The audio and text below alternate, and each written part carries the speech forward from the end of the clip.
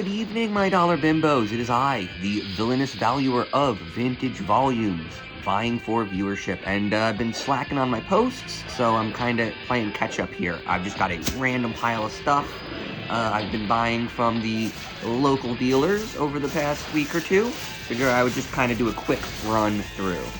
Okay, so this bag means these are from the Chelsea Flea Market, the usual guy. And let's see what I got. Okay, so I want to say these are all going to be dollar books, except maybe one with a sticker on it. But yeah, we got what? Final Confrontation, Robotech Defenders. I mean, this just seems like one of the most like obvious kind of Transformers ripoffs. I just wanted to see what it was like. It's always fun to see the ripoff, like, you know, like Transformers and GoBots, right? Imagine something so bad that we don't even talk about it at the GoBot level. I wonder what Robotech is really like. I mean, let's see. Heads up, team. The Greylon mothership is... Okay, I'm already bored. Greylons. Cool. This aliens? Is that a Greylon? This is goofy. This is very goofy. Looks very tropey. Okay, so there's a lot of manimals. Half man, half animals. Or anthropomorphic, whatever. Very fun, very silly. This is just a cool old comic. I don't know. Dinosaurs are cool. Who doesn't like dinosaurs? I'm a nerd. By the way, these are all $1. So it's you know, old books for $1. I love it. How old is this guy? Great. The Iron-Ons. This is, what is it? Down with Homework. Okay. There we go. Hanna-Barbera's Valley of the Dinosaurs. So this is from 1976. Does it say when it's... Because I feel like this is reprinting something much older. But I guess they're not saying it down there. But yeah, very, very fun. Old school adventure. This is just me filling in my Superman run. I've decided to put together an 80s to 90s, basically trying to do Burn to Death of Superman, so just buying everything in that area. Lois Lane, this is some more, is this silver or bronze? So this is, I mean, I guess silver, it's 1970, right? Bronze starting in 71 or 70, some, you know, I don't know, whatever. But the argument is that 70's definitely on the Silver Age side. But yeah, these books are so goofy. Lois, give up this invisibility experiment. The chances are 1,000,000 to 1 it will kill you. Whatever. Wait. The chances are 1,000,000 to 1 it will kill you? Wait, it's not that bad. Really? I mean, I don't know. I mean, the stakes are kind of low for this adventure, to be perfectly honest. New Mutants. I'm putting together this run, so I'm always buying New Mutants for $1. Batman and the Outsiders. I me's cool, very dynamic cover. A lot going on. Feels like this is a pretty interesting run, and it's another one of these time periods where I've never looked back in this era of Batman. I don't think I've ever done any serious reading of Batman before, I guess, year 1, more or less. There we go. Hamster Vice, this is a stupid comic I see all the time, and I kind of think I always buy it whenever I see it. Very silly, the Hamster Vice, the Miami Vice logo. I mean, it's this weird kind of algorithmic Teenage Mutant Ninja Turtles thing where you just take something and whatever, it's fine. Sea monsters I find genuinely terrifying, and that's why I bought this.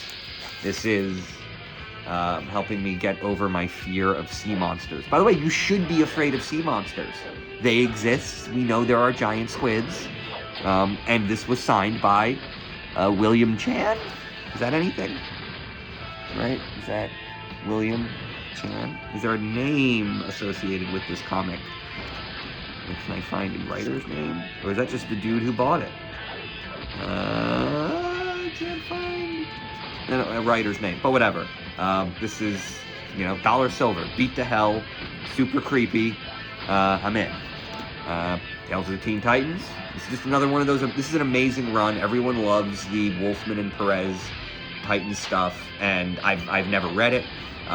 So I'm just putting together the run, and I don't know, just a random creepy demon in Fantastic Four for $1. during that weird, secondary mutation for Thing period, where he got all spiky. There we go. Gonna get this stack out of the way. Move on to the next. So this next stack is from the Kingpin of Union Square. I stopped by to drop off some of my Villain World trading cards, and picked up a stack of dollar books. And he told me, man, I put some real weird stuff in the dollar bin, so I had to dive right in. And yeah, this is just one of the weird independent things that no one's ever heard of. Very odd. Yeah, Scimitar. What even is this? What is the vibe of this? Let's see. What do we got? We got bikes and skin tight clothing. We got naked butts. We immediately got dude butts and eating honey from a jar. Okay. Oh no, this is pornography. Great. Okay, so I'm blurring this out, and now I have to figure out how to blur stuff out. Way to go. Thank you very much, Scimitar. You've just demonetized me, you fucker. Goddamn, well played, reality. Do I just edit this out? I don't know. We'll see how it goes. But yes, well done. Well done, universe. The Authority. It's just a good story. And it's one of those stories that, they've given the best writers a shot at, right? Brubaker, Morrison. Two of the greats. Yeah. Ed Brubaker and Morrison, I feel like they have the complete opposite reputations. Like, Ed Brubaker is like the ultimate in, I want to say, conventional storytelling, and I don't mean that in like a derogatory sense. He's not doing this weird out of sequence, 4D interdimensional chaos magic. He's just telling a story. And then Morrison is doing the crazy, but I also think the reality is they both kind of get to do both. Morrison has done a lot of meat and potato stuff, and once you start reading the Brubaker, like, I think some of the time-traveling Captain America stuff was a little more creative than Brubaker gets credit for. I feel like he's like a workhorse, as opposed to giving, like, when you think of people like Morrison and like Ellis and, Moore as like wizards versus, the ham and eggers that are just sort of doing the job. And I think everyone's kind of both, which is pretty cool. Iron Maiden. What is this? Okay, we got ads for more ads. Sketchbooks or something? I don't know. Oh no, sorry, this is Iron and the Maiden. That's fun. Very interesting, very self-published vibe. The art is weird. I can't tell if I like it. It almost feels a little, I don't know, they're doing motion blur in a weird way that I'm not sure I like. But I don't know. Looked weird as hell, so I bought it. That's it. I like buying the weird ones. It's $1. Now this is another weird one. No idea who the Badger is. Who is the Badger? Is this guy the Badger? I'm assuming he's the Badger. But if you're telling me this guy's the Badger, maybe, I'd buy it. I'd buy what you're selling. Okay. So this is 1983. Mike Barron. I don't know any of these people. The art is very crude.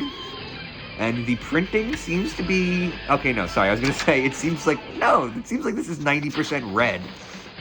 It just seems like somebody had too much red. And that's why they made a comic book. Yeah, very, very weird. There's so much... The independent stuff is very odd. And most of it did not catch on. Spoiler alert, I bought another Secret Six. Of course I did. I always buy Secret Six. I buy Gail Simone for $1. That's the rule. What is this, though? The Gear Station by Fraga, Alford, and Gilmore. Number 1. Nah, no idea. This is just when they were... I mean, it starts off feeling like it's going to be some gaming kind of thing, and then it just immediately kind of looks like pretty saccharine, two-dimensional fantasy. but with attitude, right? Like these guys are in a small village, but you can tell that they're very proactive and in your face. Yeah. So whatever. This one appears to be very stupid.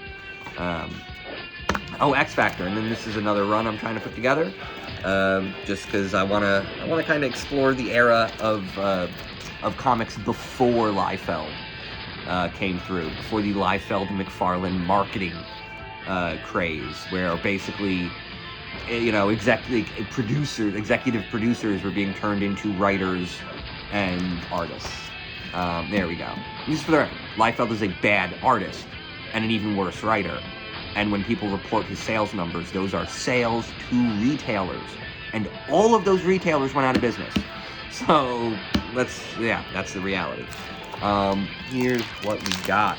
The last one from the Kingpin of Union Square is The Chromium Men Unleashed. And this was one of the weird ones he pulled out of just like, yeah, I put some weird stuff in the dollar bin. Who knows what any of the, but limited print run. Oh, 848 of 25,000.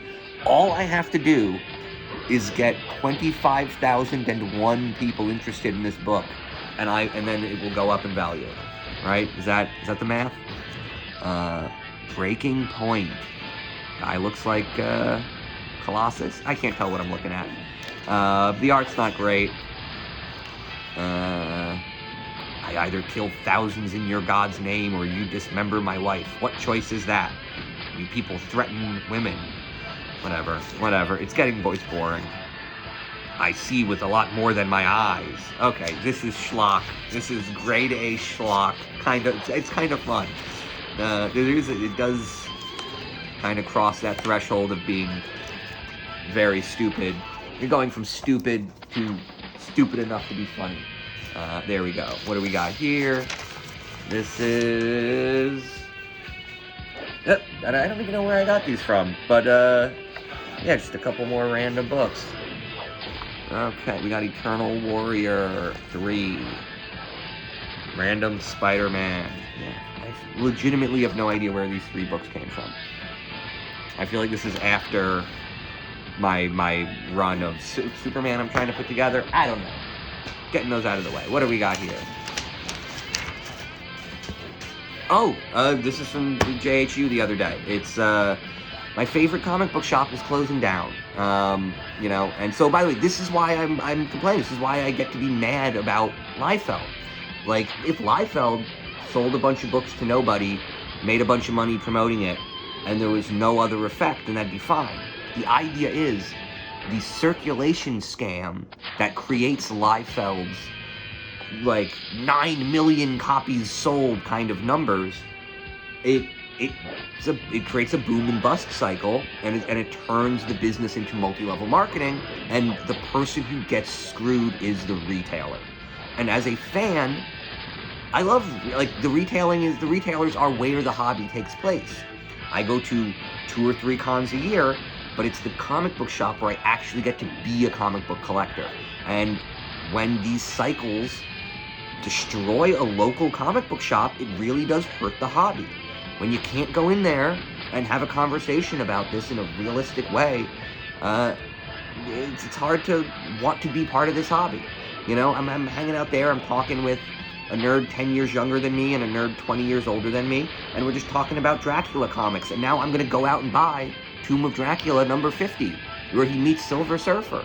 Guy essentially described the whole issue. Doesn't matter. He described a very cool issue, and I want to check it out. But none of that happens without an actual comic book shop. It doesn't happen on Reddit. You can't really do genuine critical, because that's what most of these conversations about comics are. They're very critical.